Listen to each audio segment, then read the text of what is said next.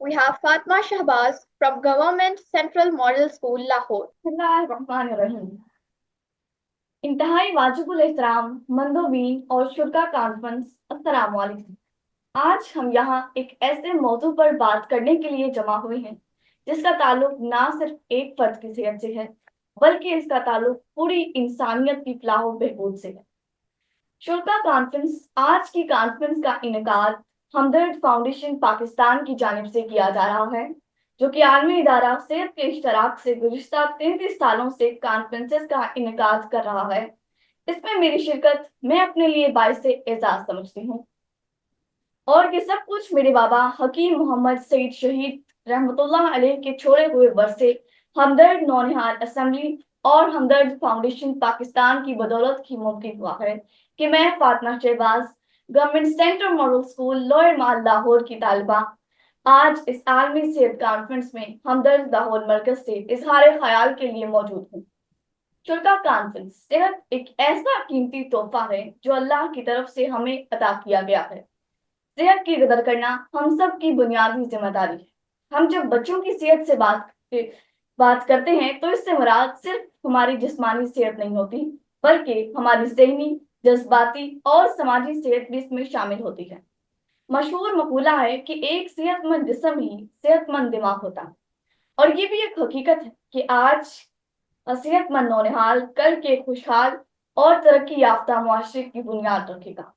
दुनिया भर में आज बच्चों की सेहत के बेशुमार मसाइल मौजूद हैं, जिनमें गजा की कमी, बीमारियों का फैलाव, माहौलियाती आलूदगी और सेहत की सहूलतों का फुकदान शामिल।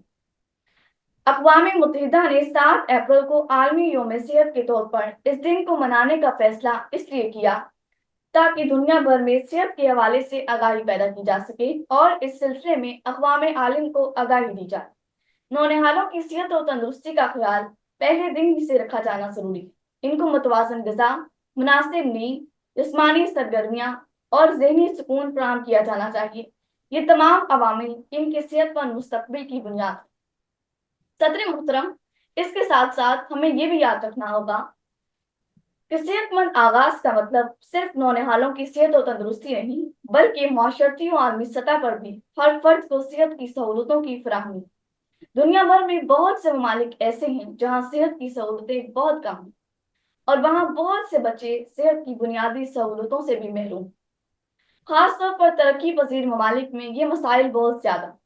और उम्मीद मुस्तकबिल से मुराद जो मैं समझ पाई हूँ वो ये है कि जो हमने सेहत की बेहतरी की बुनियाद रखी है वो हमारी आने वाली नस्लों के लिए फायदेमंद साबित हो। सेहतमंद अफराद एक कामयाब और खुशहाल मुआशरे का हिस्सा बन सकता है। अपने नौनिहालों को ऐसी तालीम और तरबियत देनी होगी जिससे वो ना सिर्फ जिस्मानी बल्कि ज़हनी तौर पर भी मजबूत हो।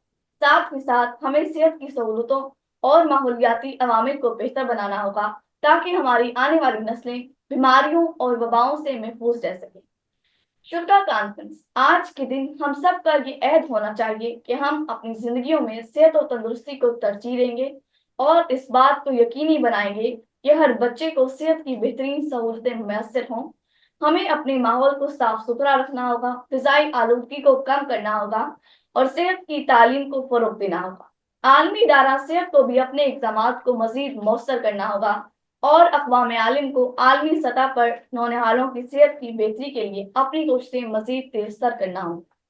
नाज़रीन कराम, याद रखें, सेहतमंद आगाज एक पुरुमीद मुस्तक़बिल की ज़मानत है। हम सब का फर्ज है कि हम अपने नौनिहालों की सेहत पर किसी भी किस्म का कोई समझौता ना करें।